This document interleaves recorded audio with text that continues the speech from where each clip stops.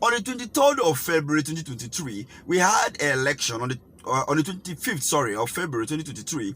We have election on the presidential election and all other elections. But what happened? The people went to vote and Nigerians lost their life. So many lost their eyes, so many lost some part of their body as a result of the brutality that happened on that day. Oh, welcome to Politics on the Wheel Jail, and this is Elite TV. Sorry, I've been away, I've been too strong, and I'm back now to give you much more hot gist. Peter Obi was somewhere in Edo, and he was well received. Look at the mass, look at the crowd, look at the people that went on to welcome him. Can this be found in any part of the world? No. There is no presidential candidate, not even talk about the president himself, that have been well received like this before. It has never happened in any part of the world, to my best of knowledge. I stand to be corrected though. But now, this is what is happening in Nigeria.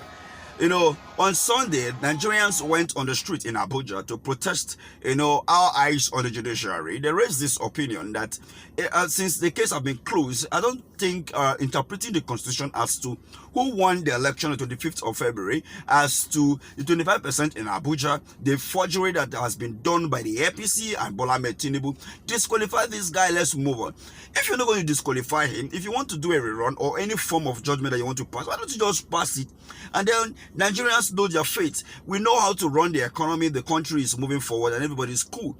But then, oh no, they just want to keep dragging issues and all of that. And Nigerians said, no, we want this case done. And people went to the street to protest. What happened? VIO, road safety, police, army, custom, everybody, they went and stopped the protest. But then we have the ECOWAS chairman, who in person is a president that rigged himself into power, according to so many Nigerians.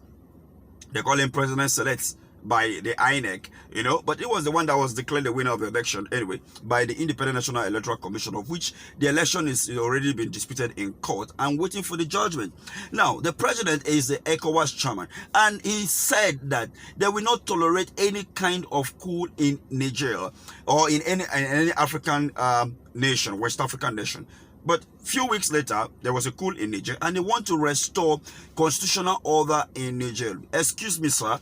You want to bring constitutional order in Niger? Is there any dispute in Niger? No. The people are happy. They are cool moving on with what is going on in Niger.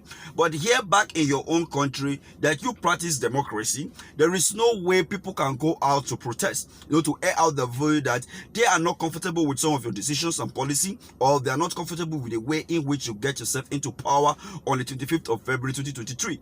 But then you send army, you send soldiers, send police to scare them away. But you want another nation to return back to this kind of government. This is authoritarianism. This is not democracy. Democracy is what we are saying in Niger.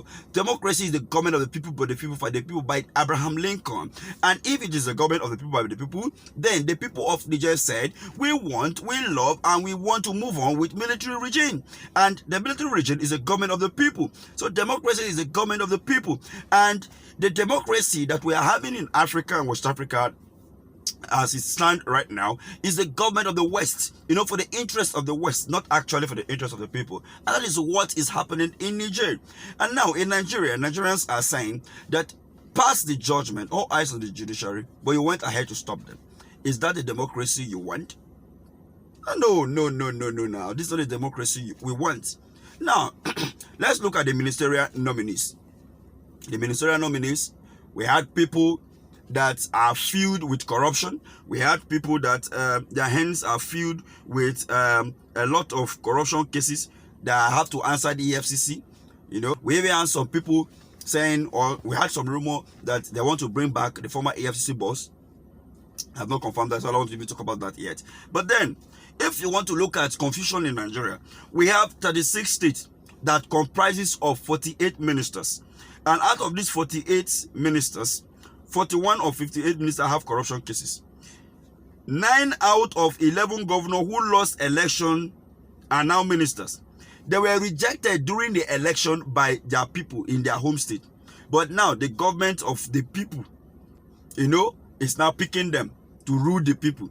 The people say, no, we don't want you. Now, the same government turn around to say, no, they must come and rule. 48 ministers 192 brand new cars, 4 per ministers.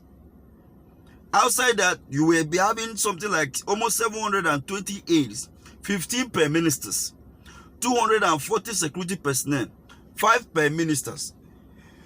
This is something that is going to be obtainable in Nigerian form of democracy. Nigeria is actually shouting that cost of governance is high. They cannot maintain fuel subsidy, and that was the reason why they removed the subsidy. And the people are suffering today. Now, but if you're having this number of ministers with number of vehicles and aids and all of that, what is the cost of governance that you are trying to cut here, Mr. President? These are the questions asked by Nigerians. And now, not just that alone, we want to reduce costs of governance. But this one a scam now.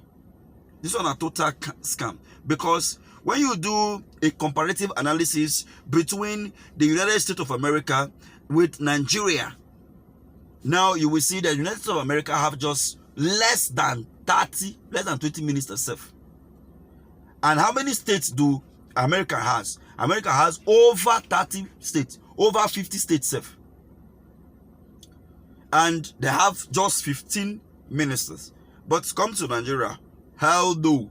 Every state will produce a minister, not just that, but they will have minister of state, minister of this, minister of that. You will even have somebody whom in his last 8 years as a governor in his state, he could not secure his state, you know, he could not prevent banditry and all manner of insecurity in his state, but he is now the minister of security, minister of state security, or minister of defense security, whichever.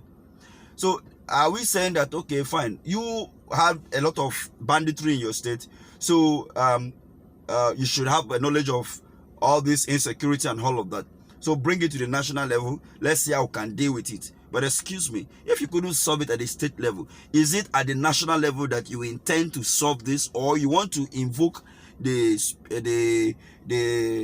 banditry and all manner of insecurity across Nigeria? Is that it?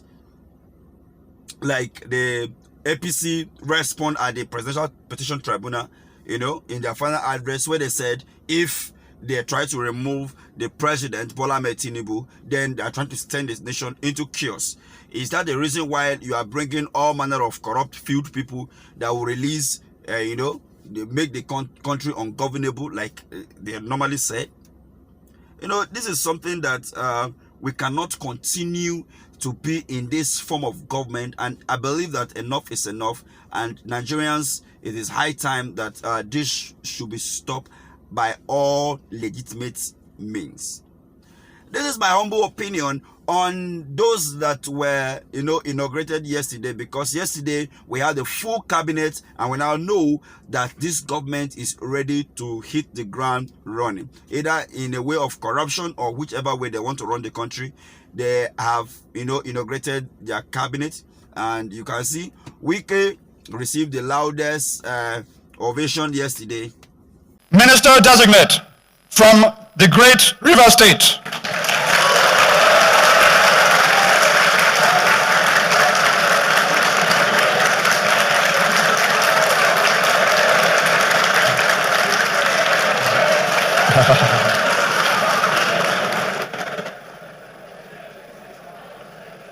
His Excellency,